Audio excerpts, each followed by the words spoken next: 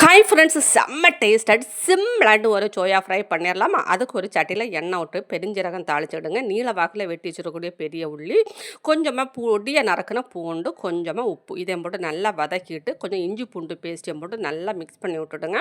நல்லா மிக்ஸ் பண்ணிவிட்டு கொஞ்சம் வத்தல் பொடி கொஞ்சம் மஞ்சள் பொடி போட்டு நல்லா மிக்ஸ் பண்ணிவிடுங்க. இதோட பச்சை வாசனை போனதுக்கப்புறமா சோயாயை ஊற வச்சு வச்சுருக்க சோயாயை இது கூட போட்டு நல்லா மிக்ஸ் பண்ணி விட்டுடுங்க.